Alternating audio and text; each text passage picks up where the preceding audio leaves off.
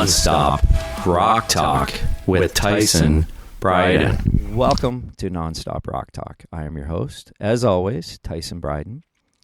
Today, I am very happy to welcome my good friend, Kevin Gale, who needs no introduction. Well, kind of I do, because I used to be a somebody and now I'm just me. But anyway, yes, Tyson, it's wonderful to be here, sir. Thank you. Thanks for joining me.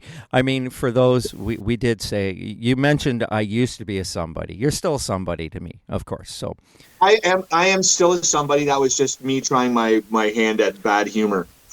It was good humor, though. That was good.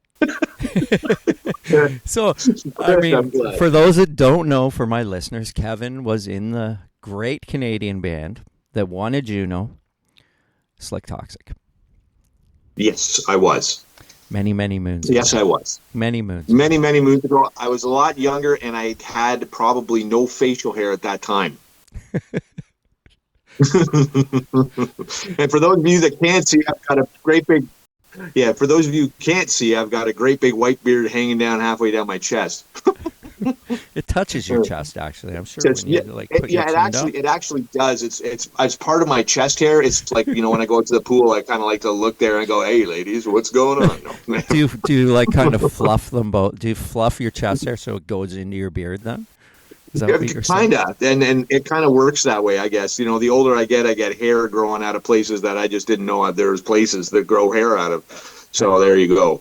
And I didn't believe that when people told me that when I was younger, and then it happens, right? Yes, it does. It happens. It happens, and it's part of the benefits, or I like to say, I don't like to say that, growing old is a burden, because it's not. It's a luxury given to us that's denied to many that we know that have passed on. And, we are awfully lucky to have hair growing out of places that we don't have, that we didn't know we had to have hair growing out of, because I guarantee you, the alternative is much worse. That is true. Yeah. So with all that said, we mentioned Slik Toxik, but we have to mention Crowning Kings, which is your project, your band, yes, that you are currently in and have been for quite some time. Yes. And it's going well. I mean, we are not doing a ton of shows. We do a lot of writing and a lot of recording. As a matter of fact, we have 3 new songs that are out right now, and with 2 more to follow later on in the year. We're kind of doing it, not releasing things as, a full-length record. We're kind of just doing single by single by single by single, just sort of to keep the momentum of it, as opposed to just releasing the whole thing. Well, I listened to Adrenaline today, which is the latest single that was released back in June. Yep. That song kicks ass. Thank you, sir. Thank you very much. It's a lot of fun to play. It's usually our closer when we do shows. It's sure a hell of a lot of fun to play. And a lot of the songs in this band, every song, I have a whole heck of a lot of fun playing. But that's usually the one that gets it going at the end of the night. Yeah, it's a great tune. Actually, the single that was before that, that was Not Enough. Yes, I had that playing in the kitchen this morning as I was listening to it. Oh, did you? Yes. Nice. Yeah, it's a nice mellow song, to start the morning. So it caught Gwen's attention. Gwen is my girlfriend, and it caught her attention, and she was like, "What is that?" And I was like, "That's Kev's band. That's Crowning Kings." And she's like, I really like that song. Yeah, it's Val's favorite as well. Val being my wife, I mean that's her favorite song as well, and she really digs it as well. Yeah.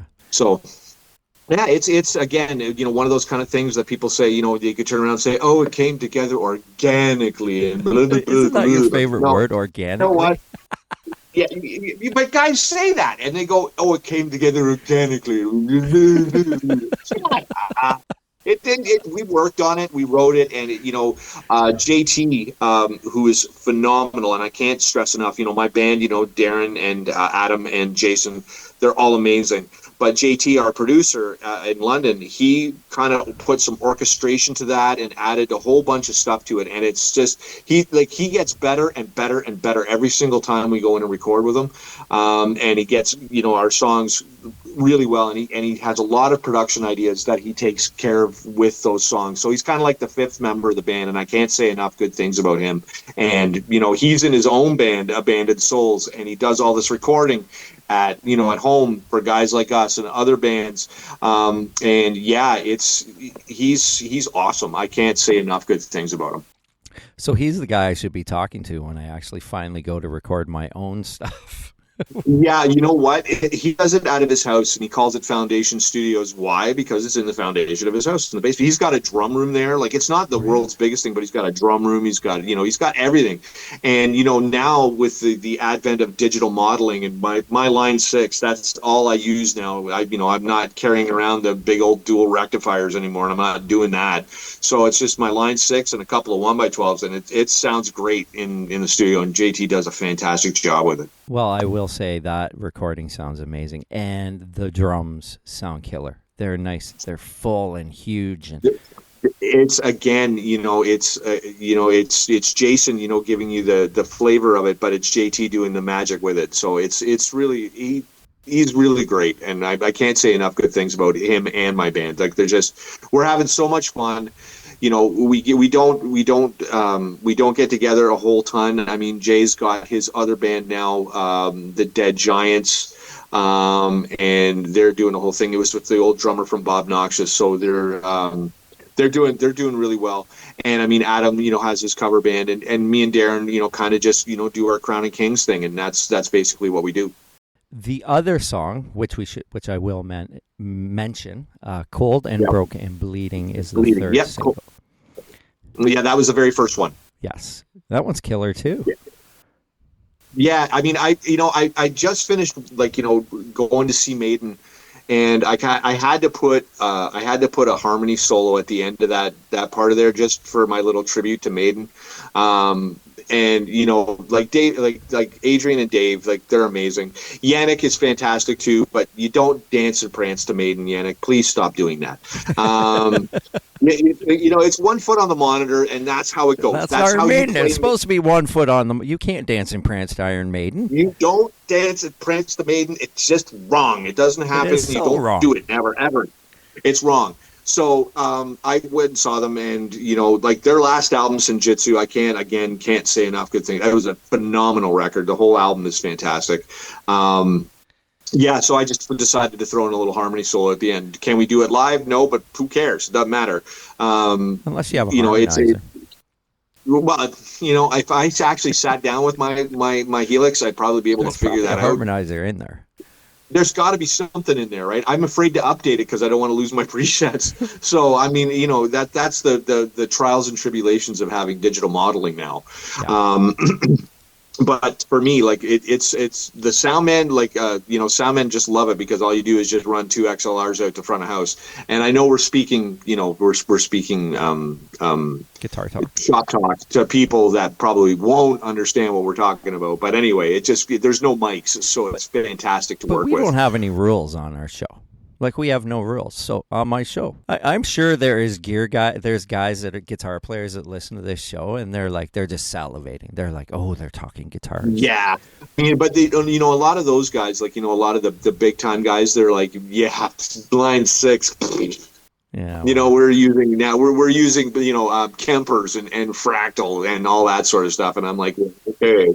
I mean, you use the Line 6, and I used to using Kettner, and I swear by it as well, because I've never gotten tone like this out of an amp before. I mean, Marshall was great for what it was back in the day, but all these other companies...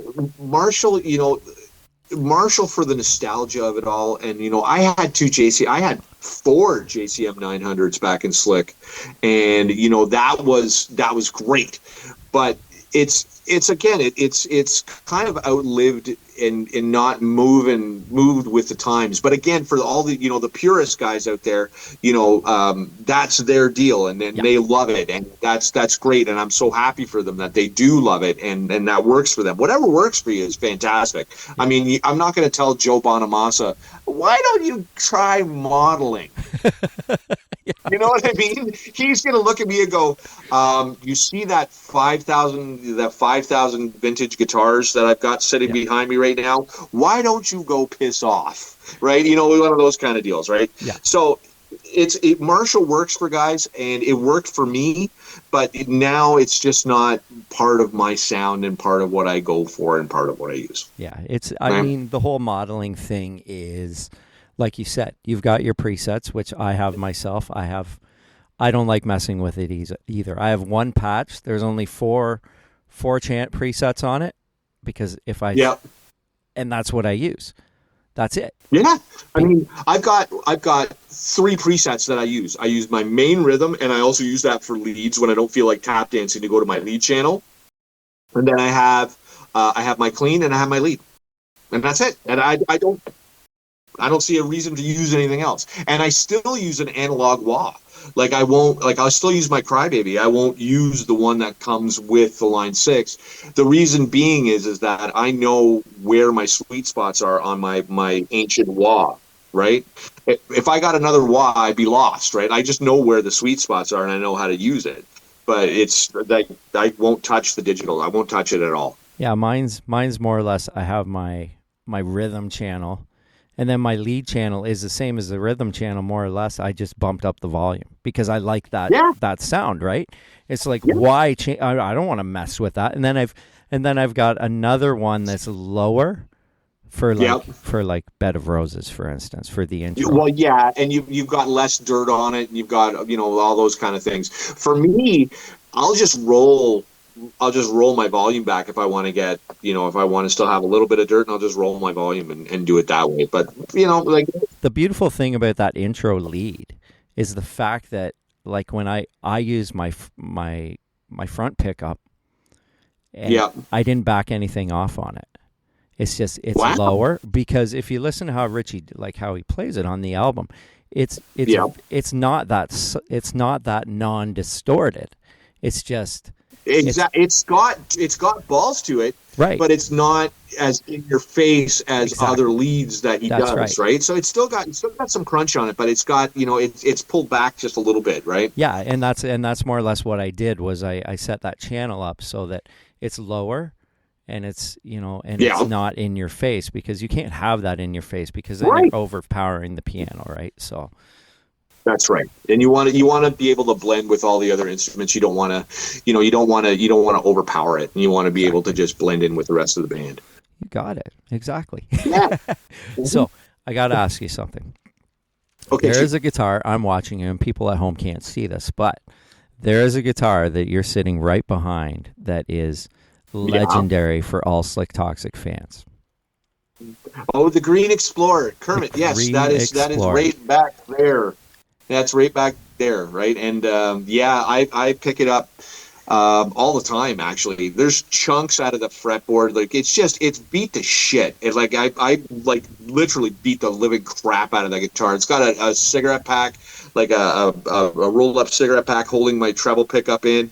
Barry Stock actually put that in there. Pulled it in one night. It's never come out. So that's been there for like 30 plus years.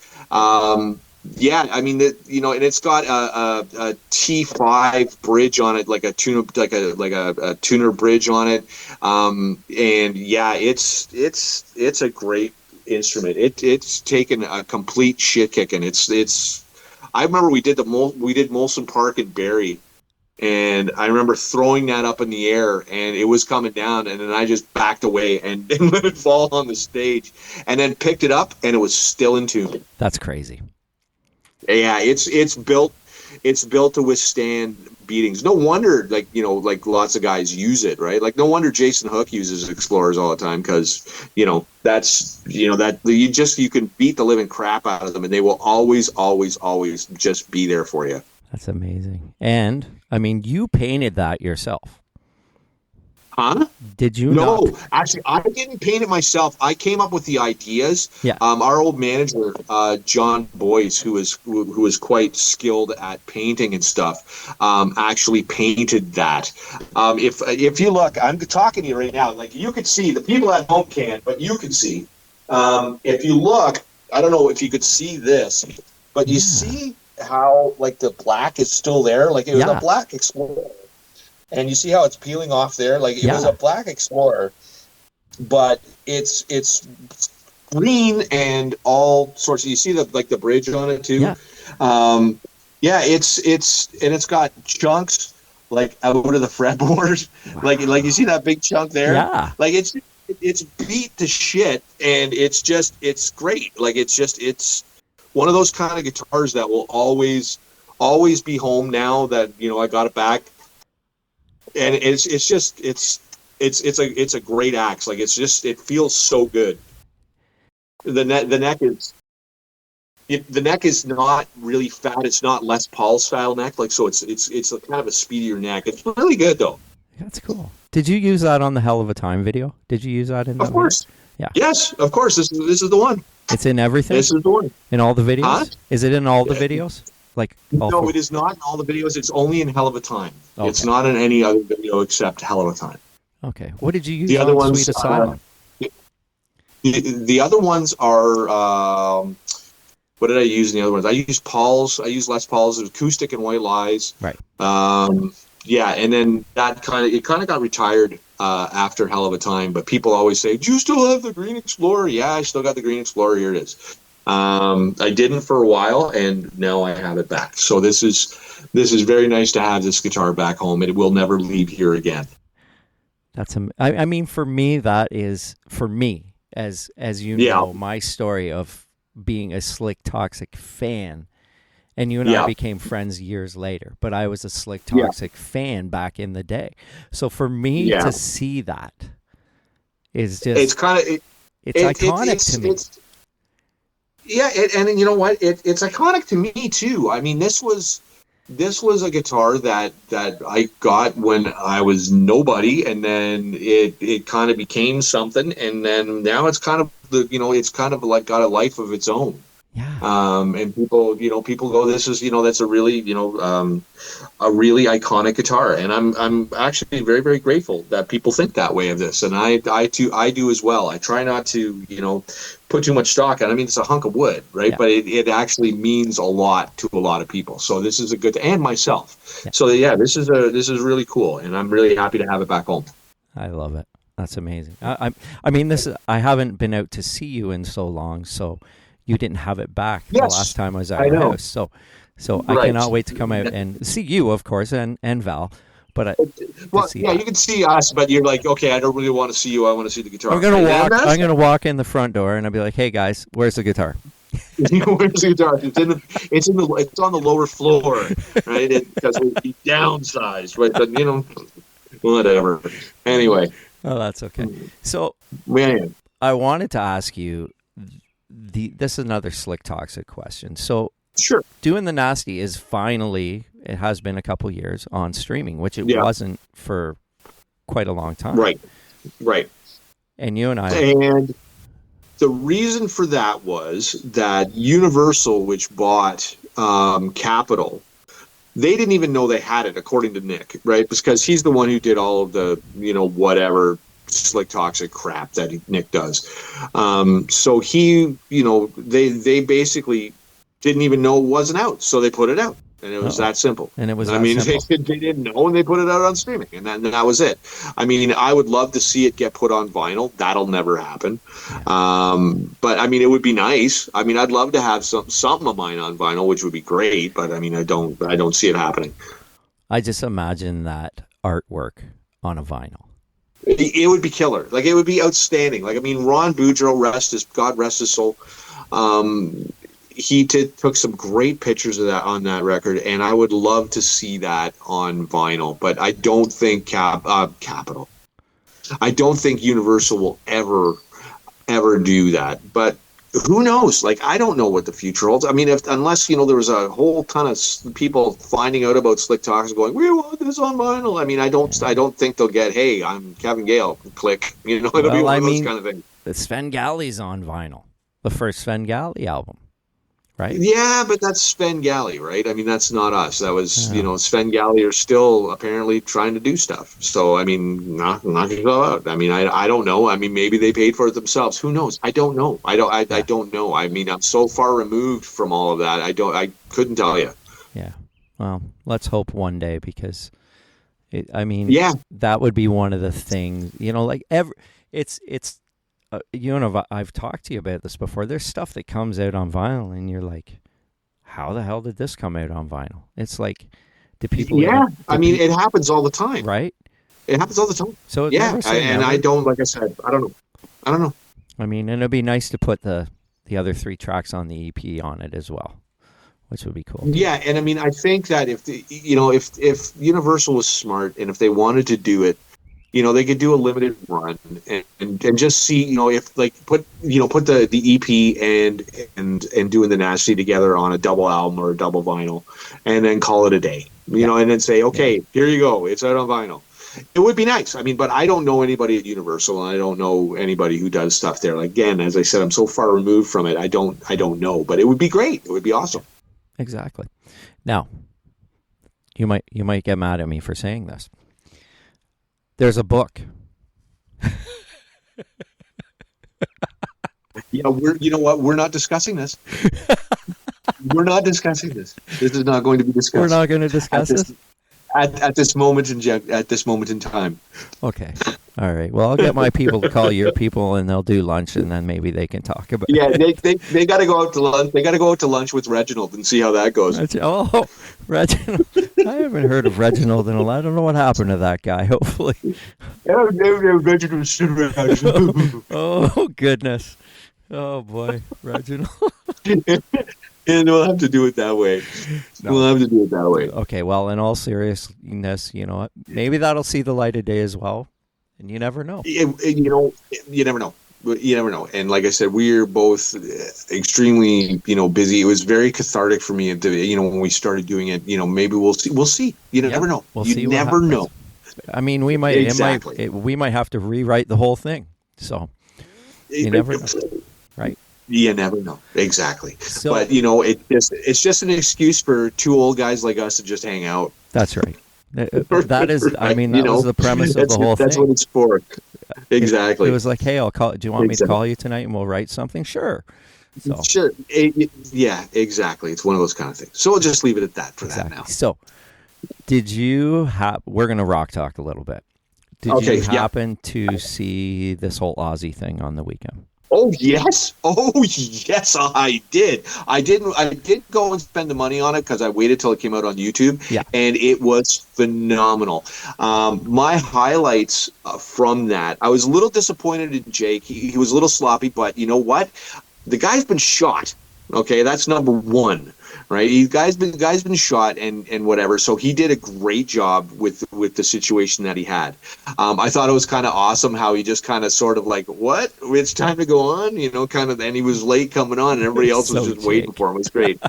That's Jake, right? And then Dave Ellefson, did a great job playing bass.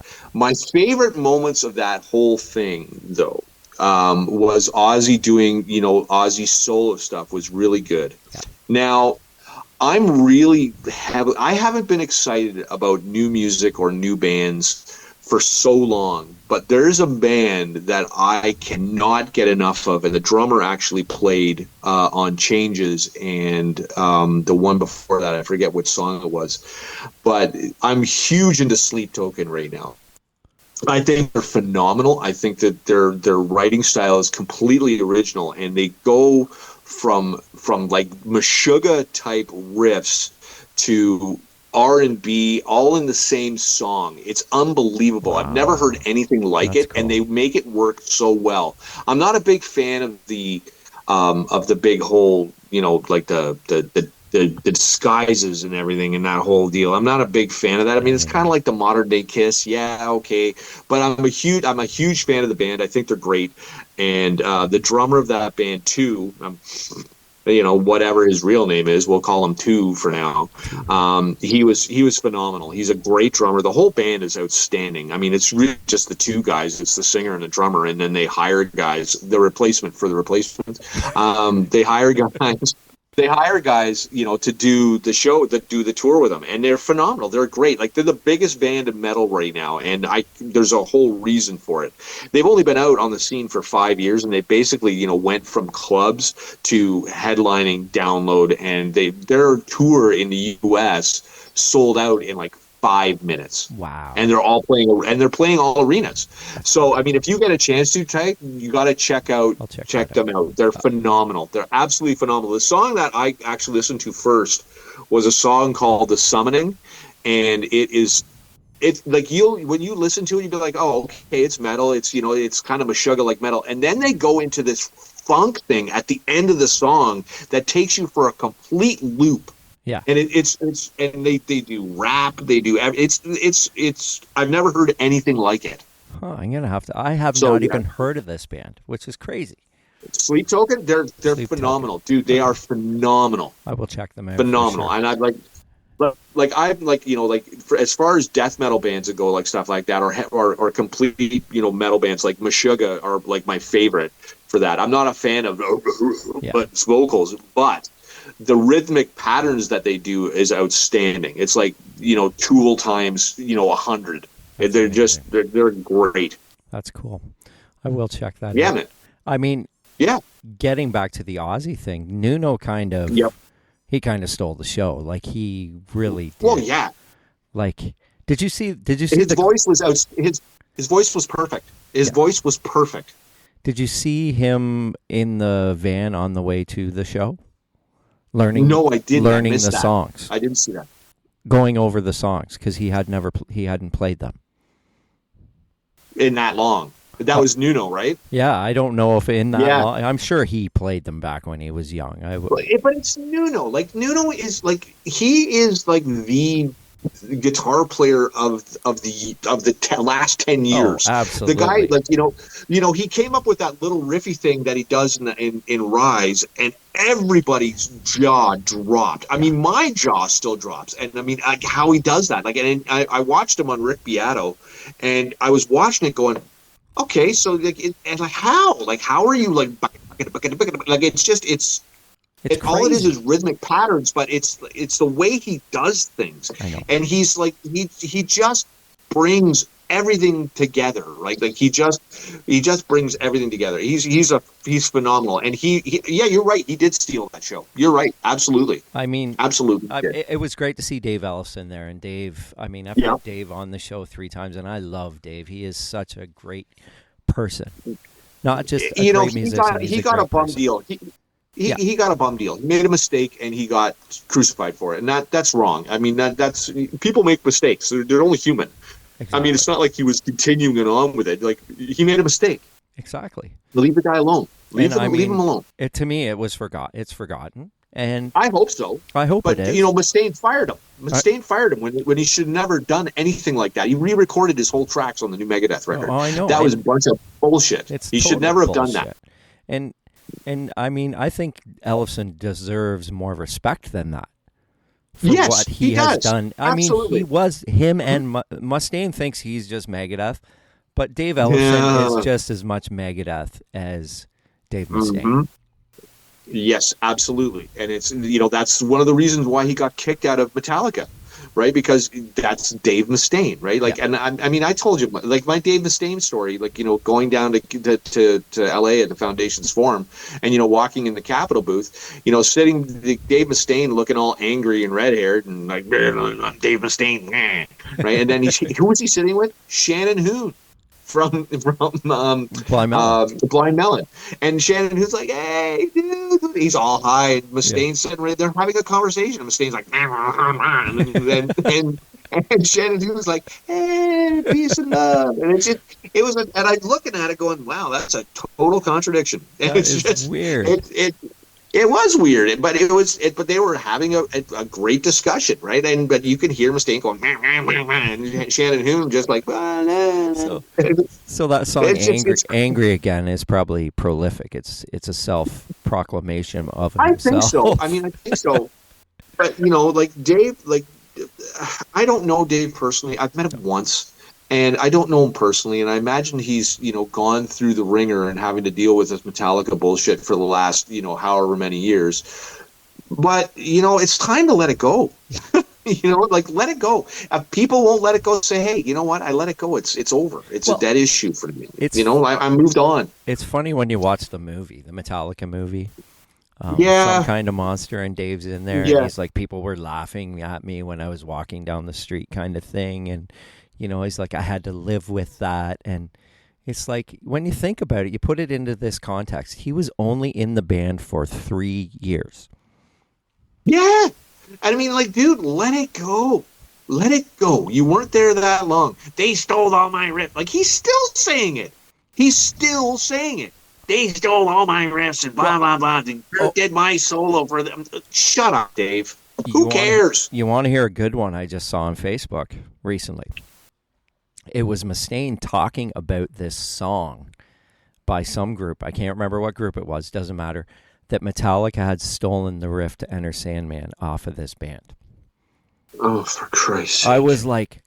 I'm like, really? Like, after you're still on this thing? Like, but this is my point. Like, it's like, okay, dude, like, I get it. You're upset that you're not in Metallica anymore. Well, you know what? Let it go. Yeah. It doesn't matter. Like, who cares? You've had a great career in Megadeth. Like, he's had a fantastic career. And it's like every time he talks about Metallica or he talks about something to do with Metallica, he takes away from what he's done. Yeah. You know what I mean? Like, he takes away from all of that. Absolutely. And he takes away he takes away from what he's accomplished in Megadeth and brings back the Metallica thing again. It's like, dude, shut up. Just shut up. Like, who cares? Like, I don't care. I don't either. Right? And it becomes it almost tarnishes him in the view of the fans. It doesn't almost tarnish him. It does tarnish him, right? And that's that's a sad thing. Are you there? I am here. Did I lose? Oh, okay, good. No, you didn't lose me. You didn't lose me. Not at all. Okay, good. Yeah, it's after so many years and then there's like things that come out about the remember that tour they did with the four, the what are they called, Kev? The four bands. Who? The tour that the big four. Like, I know what you're talking about. Yeah. I know exactly what you're talking about. So yeah. So then, there's things said by him as well about how he felt that he didn't feel like this and he didn't feel, and I'm like, man, it was just amazing that those four bands got together and they got to play. Yes, absolutely. Right? Like, absolutely. The big four. You've got Slayer, you've got Anthrax, you've got Megadeth, and you've got Metallica. Where are you going to go wrong in that bill? You're not going to go wrong anywhere on that bill. I mean, right? But I guess it burns his ass that Metallica has become this legacy, this, the biggest metal band probably ever. But you know what? Stuck it up, princess. It doesn't matter. You have no control over it. Deal with it and move on. Yeah. Shut up about it now. And it was your own doing. Well, but he was in that, like, okay, the thing that freaks me out is how bad did you have to be to get kicked out of Metallica for alcohol abuse in the early days? Right. You know what I mean? Like, how bad did you have to be? Like, how did you, like, how drunk were you? Yeah. Is the question. Well, so, but you know what? It's an issue that it's done. It's over and move on. Like, and Metallica, I bet you, because you remember Sharon was saying that there was a band kicked off the bill at they wanted money at the Sabbath. Like, and she hasn't said who it is yet, but I bet you it was Megadeth. I bet you. Oh, well, I bet you it was Megadeth. Well, we'll have that conversation when that comes out. Yeah, I mean, we can go back and do that, and then we can have the exact same thing saying, of course, because you know what, Dave, you're not getting paid for something that's a charity thing, and what you're doing is basically sending the guy off who started the whole ball rolling. Yeah. So you got to show a little bit of respect. What did you think of Shot in the Dark, the singer from Disturbed? Have you seen what? That? I thought it was great. I thought it was great. Amazing. I thought he was fantastic, and you know what? I thought he was fantastic. I thought he was amazing. Yeah, I thought I thought he was amazing. I thought Yeah. I was skeptical at first. I was like, "How is this going to sound?" Because his voice is It very sounded great. different, and it was spot on. It was great. Totally spot on. And then Totally spot Lizzie Hale sang "Ultimate Sin." She is the best female vocalist out there right now. There's nobody better than her. Period. We saw her with Evanescence in London here, and you could hear her singing without the microphone on stage. That's how powerful that chick's voice is. That's crazy. It's crazy. That is crazy. Yeah, I couldn't believe it. My jaw was on the floor. I'm like, wow. Yeah, and she's like, I love amazing. her because she's like, she's amazing. She filled in for when Skid Row when Eric Gromwald left, and she did. She some did Skid better Row than Sebastian ever did. Oh, absolutely. Actually, that's a good topic. Come to think of that. Well, you know what? I'm not going to carve on Baz, and I'm not going to carve on whatever, because we all get older and we all do whatever. And I mean, you can't deny what that guy did with Skid Row. You can't deny it. You can't say that he was bad or whatever, because he was amazing. He was amazing, like amazing singer. He was fantastic. I just and I wouldn't want to try to fill those shoes at this age, trying to sing that live. It's your voice gets older. You can't do it. But you know what? Kudos to him for trying, and he does try. And some nights he hits it, and he does a great job. Well, right? I mean that's a given. I think there's a lot to that story of why that we will never know. You know what? And there's a lot more to it. And I can't see guys in a band saying to huge dollars saying no. I can't see it unless there is a bigger story. You're absolutely right. Exactly. And we'll never know it, and that's fine. And you know what? I don't want to know it, to be honest with you. No, I don't. I don't want to know. Why would I? I mean, no, I have no idea. I don't care. Like, I mean, if they can't get along with Sebastian, then keep doing the songs that you guys wrote and just keep moving on like you did. I mean, that Gronwell album I thought it was great. I thought they did. It was really good. The tracks I heard off it were really good. Yeah, and really, really good. I mean, unfortunately, and they did a live album too, which was great as well. Yeah, in London, which was fantastic. Yep, they did. Yep. So, I mean, Sebastian had just come out again and said that he would, he doesn't understand. And okay, like we said, we'll never know. We'll never know. And you know what? That's fine. And you know what? That's fine. I don't need to know. I mean, I don't want to know all the inner workings of dysfunctional bands and all that sort of stuff. I just want to hear the music. That's all I care about.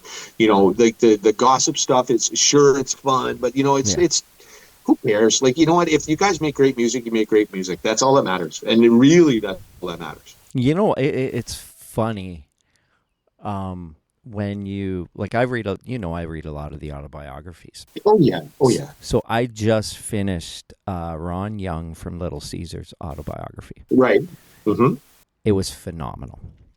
That's great. And that's great. He alluded to there's a lot of business stuff in there, a lot of things behind the scenes that went on. Because I don't know if you remember when Little Caesar came out, produced by Bob Rock. They were supposed Much Music. Put this thing. They're going to be the next big band. Well, there was a lot of variables in that why it didn't happen.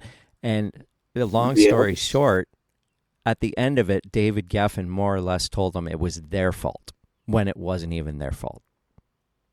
No, and it usually never is a band's fault. I mean, if you have a producer like Bob Rock and you have good songs and you have, songs that are gonna do something, and there's somebody that hears about it, you have great stage show, you have great all this, and then I think labels are becoming non-existent as we know it, and it's becoming more of an independent thing. You do need them for distribution, you do need them for this, you do that, but they don't have the money anymore. Like, they really don't. Like, there's labels just don't have the money anymore because XYZ, and you know, people think that their music should be free, and that's why they get the music for free, and the artist gets 0.00013 of a penny when, you know, when the song is played on and streamed.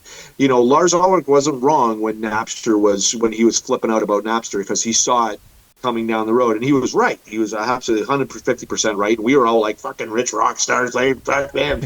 No, like he was 150% right totally about how music got devalued that way. And you know, that's a sad thing to have happen. However, where was I going with this? With Little Caesar. David Geffen, of course, would put the blame on it because they didn't work the record. They didn't want to work the record. They didn't want to put money in the record. They didn't want to do it. Like, they didn't want to do the after part of the album. All they wanted to do is basically say it's your fault and point fingers and blame everybody else when it's not their fault. It was, you know, they did the touring, they did everything that they needed to do, but the label basically bailed on them, and that's the label's fault. You know, it's funny, like, as he goes in more about it, so they did a second album, right, which was called Influence. Right. They did a second album, but Geffen didn't want, you know, they released it, but at that point they didn't care. So more or less, they go off to Europe. They're doing some of their own shows. They get offered an opening slot by the band Thunder, who was at that time a huge band over in England. So this would have been big for them. So Ron Young they fired their manager on the spot. He was working for someone else, and he did something, and they fired him on the spot. So anyways, Ron Young phones up Geffen. First he goes to European Geffen. European Geffen loves them, right? They just love them. But U.S. Geffen, they say, well, you're going to have to call the U.S. and get the money from them for tour support. So he tallies it all up. It's about $10,000 a week he asked from the record company to tour. Right. They said, absolutely not. Come home. No. Nope. So he goes back to the band, and he says, guys, like, if we really scrape our money together, we'll like, I'll ask for, like, will you guys do this? He's just like, sure. So he goes back and says, okay, we'll do it for, can you give us $5,000 a week? Nope. Come home. It's heartbreaking. It's heartbreaking. That destroys the band's career right there. Exactly. Right there. That destroys the band's career. Yep. And it's brutal. And you want to hear the funniest part about all of this. When that first album came out, they sold 150,000 copies in the first 2 weeks. Right. Right? That's amazing. Oh, but this is the kicker. So Geffen did not tell them that he was selling to MCA. So the label gets sold, or was it Universal? One of the companies. Label gets sold. And so remember, like Geffen, Atlantic, they had that distribution company, WEA, which was WEA. So Geffen used them. Yep. Well, MCA used a different company for distribution. Right. What happened was all the albums stayed at WEA, and they didn't go over to the new distribution company. So so they couldn't get their product in the store, and Geffen wasn't, and they didn't work together to get that product. Wow, that's unbelievable. That's unbelievable. I mean, it's crazy. That's what's great about those books, is it's a lesson in the music business. Yeah. Right? I know. It's sad. It's so sad.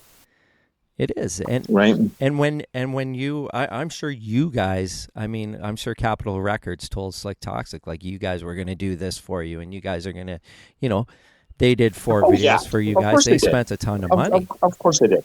But right. They of course they did. But then your second album comes around, and they're like, we're going to move you to a subsidiary label.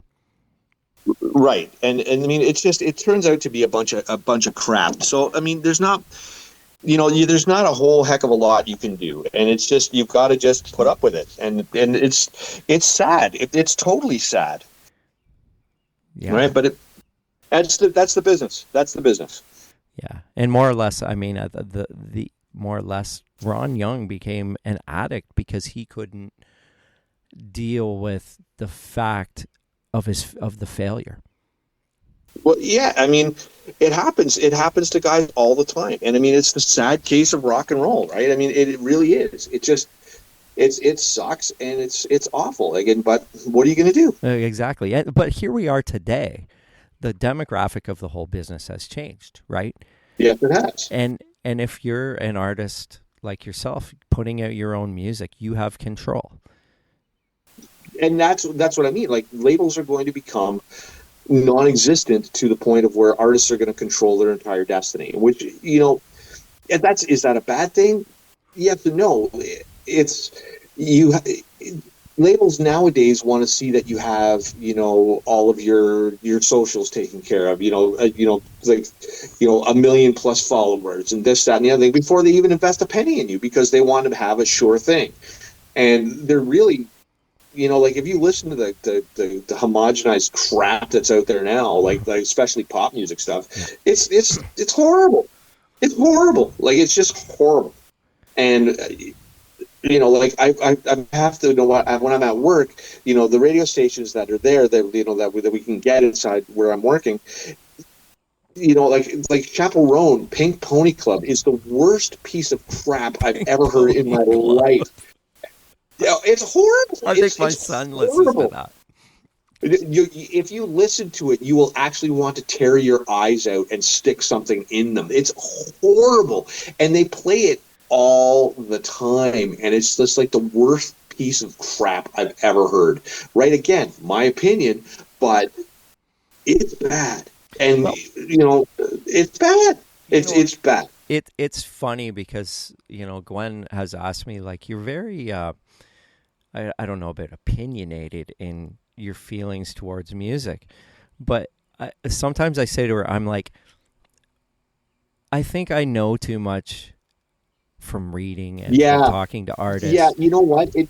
I think that's what it is. And I think the fact that you know, like music has got to do something. If you take a band like Coldplay, for example, right, and they're like, you know, this huge selling act, but they're so beige that you're like, oh my God, like really? Like, they're just like, yes. Like the color beige, and it's horrible. Like, dudes, like, do something, right? Other than just being there, putting out this crap, right? And it's just like, even Dave Matthews has got a bit of color to him, and even though he's kind of beige, but I mean, it's just like, you know, it's like, dudes, like, do something. Like, here they are, and I look at 55,000 people inside the new Rogers Arena or stadium that they've got, you know, in Downsview, and it's just like, how? I don't understand how. Like, are these people all musically stupid, or are they just like things beige because it's safe? Like, you could just take a Care Bear and stick it right on there, and it'd be no problem. Well, right? There's no danger to it anymore. There's no nothing. It's awful. Music has become so awful. I think some of it is human nature, and I think it's following what other people do. I think. Yeah. You know what I mean? Yeah. I totally know what you mean. I think metal, going back in the day, was the music that the kids chose for themselves. It was like, no, I'm not doing that. I'm doing this because this to me feels real. You know what I mean? Exactly. And there was a community. The metal community was the most real community that you could ever possibly get. Like, I remember, you know, standing in line waiting for Maiden tickets or waiting for, you know, these things to go see, you know, like standing in line at the record store, you know, waiting for the tickets to go on sale so you can get your best seats, right? Yeah. You know, and I remember doing that, and you'd be hanging out with, like, you know, be out there like half the night hanging out with all these people, and you'd make a whole shit ton of friends, and then you'd see them down at the show, and it was a metal is a very inclusionary type of music. It's not saying that, you know, anything else is bad. Everybody's welcome to come do that, right? You know, like, all music should be welcoming, and all music should have some element of excitement and danger, and I shouldn't call it danger, but it should have some sort of excitement as opposed to being homogenized and safe. You know what I mean? Oh, I totally agree. Like I said, what? As talking about Slik Token, there's nothing safe about that band. Like they're amazing and they're so good, and I can't wait for you to listen to them because they're really good. To hear that, it's funny that the safe thing, and I always felt that I remember when myself the first time Motley Crue and Kiss and all that, listening to that as a kid, and my dad who listened to regular country music, and as soon as he said, "What the hell is this? This is crap," I was. You knew you were onto something. Oh yeah, I knew I was onto something. Yeah, and exactly. And it's funny because, like, getting back to the record business thing, I don't know if you're familiar with this story, but Bob Krasno, who was the president of Elektra Records back, he took over for Elektra after Motley Crue had been signed. He tried to sink Shout at the Devil. He's like, get rid of this album. I don't want anything to do with it. But there was nothing. That's a good thing he didn't. But there was nothing he could do about it because the kids wanted it. The kids were the ones people, but they're like, we want this. Like, this is. He hated it. He didn't want Motley Crue to become what they became, but he had no choice. No, but the thing is that good A&R guys don't hear music, they see it. They see music with their eyes. They see the fan base. They see what's going on. And I think a lot of that now is lost. I'm sure that there are lots of bands that are out there that have a great big fan base and they have whatever that you'll never even know who they were. For example, as I said, Slik Token, you didn't know who they were. I didn't know who they were. The funny thing is that I didn't know about them about 3 months ago, had no idea who they were, but I was scrolling on YouTube and I saw, what is this? The Summoning. I put it on and was blown away. Right off the hop. Just blown away. I discovered a band called the New Roses about 3-4 months ago. They're from Germany. Oh, yeah? And it came up on my list of things to listen to. So I told them, they have a new album out. They've done a bunch of albums, but they do well. They tour in Europe. They do well in Europe. Mm-hmm. And I was like, why don't we get this? Why are we not getting this in North America? This is just a straight ahead rock band, good songs. It's like the days of old. Remember going through the record stores and going through all the import files on the vinyl, and then you pick something because the album cover looked cool. You pick something off because the album cover looked cool. You bring it home and and you get blown away every time. 9% of that it's always a hit, and then you obviously get your 10% that are misses. But those days, again, it's now scrolling and scrolling through YouTube and scrolling through the stuff, and then that's how new bands come along, and that's how things happen. And I think that is an art form in itself, and I think that's how bands' careers are made, right? So it's the music industry right now is not an industry anymore. It's basically a free for all, and to get on a major tour and to get all these things, yes, you obviously need a label and you need tour support. You need to do all these things to get on there. But I think that's why you see so many legacy acts that are still able to sell out arenas and still able to do the stuff. And there's not a lot of new bands that can do that. I think that's, people go flock to things that they're familiar with. And I think that nostalgia is a very powerful drug, and I think it's a very good thing. However, there are anomalies come along, like Slik Token, that sells out arenas in 6 minutes through their whole U.S. tour. That's got to say something, right? So it's obviously means something about how good this band is, or how whatever, and how big of a following they have. It can be done. It's just a matter of people jumping on board to what you're doing.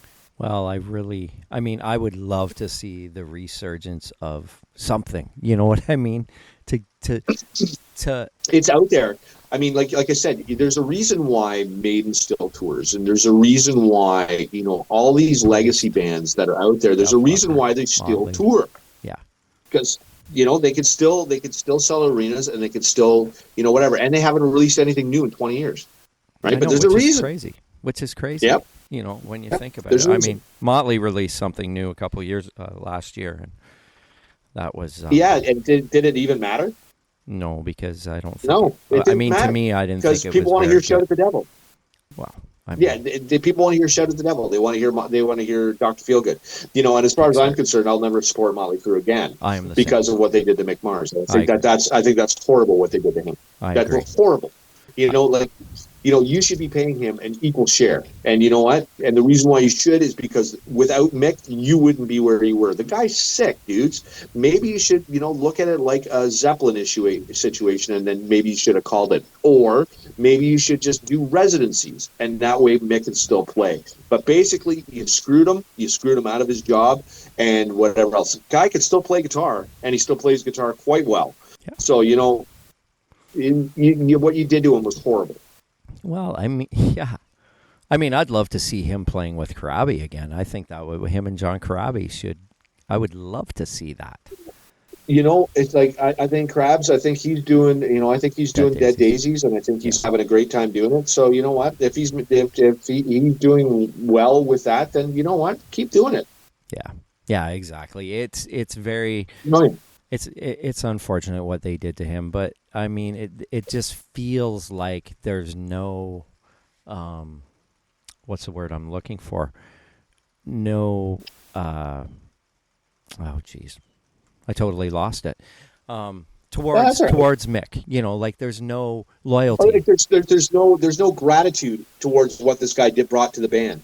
There's no gratitude for what he did for your first 7 records or however many records it was. There's no gratitude for that because of the way you treated him, and it's quite explicit and it's quite apparent that you basically said, you know what, fuck you. It doesn't matter. What you did for us in the past doesn't matter. Well, guess what, guys? What he did do in the past did matter. Oh. I mean, I'm not going to take anything away from John 5 because he's a new guy. But no. John 5 should have said, you know what? No, I'm not going to do that, and I'm not going to join this band. And I'll write with you guys. I'll do whatever. But I'm not joining the band because this is Mick's spot. This is where Mick should be, not me. And that's what John 5 should have said. The whole Motley thing is that when you think of the legacy of those riffs, the guitar riffs from Too Fast for Love right up until the 94 album, Mick's guitar playing is all over it. And my understanding is that he did not play on anything after the fact. I don't know that, man. I don't think that's the after that. Yes, after maybe 97 but on. You know what?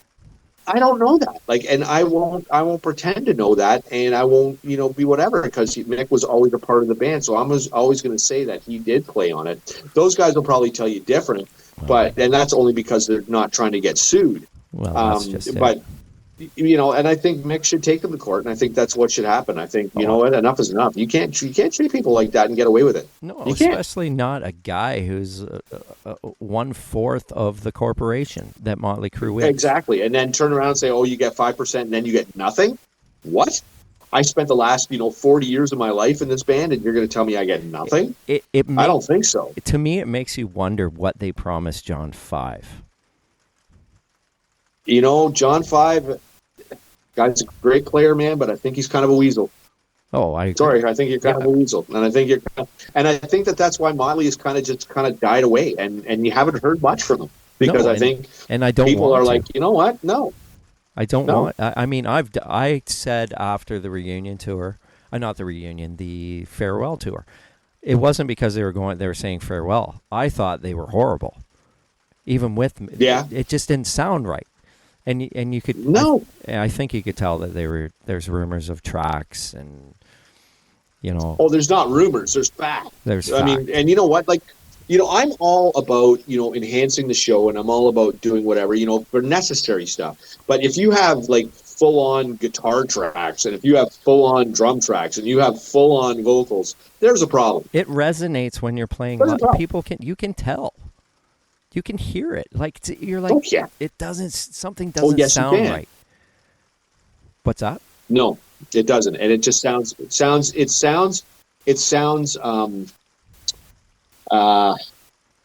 just sounds too perfect. Live is not meant to be perfect. Live is meant to have mistakes. And let's be honest, Motley Crue was never a perfect live band. They were never a perfect live band. So No, they weren't. No, they weren't.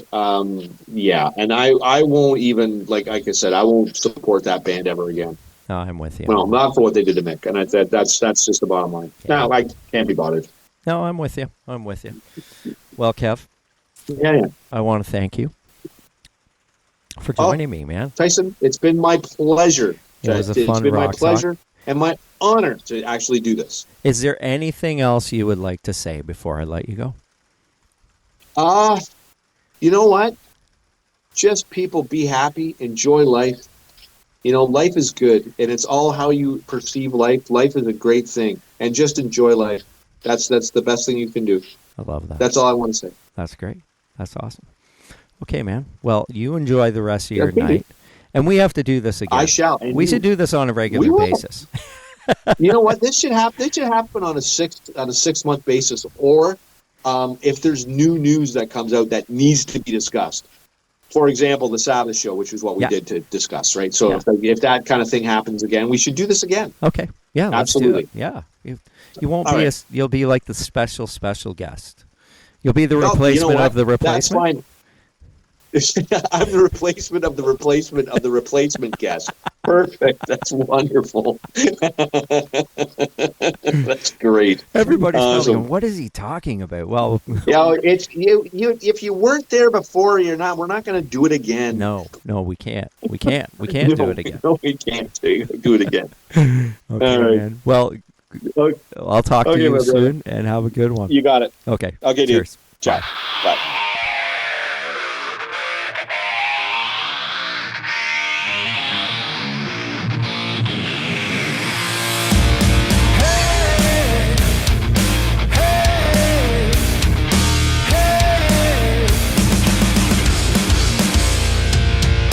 Another Sunday, long shadows fall.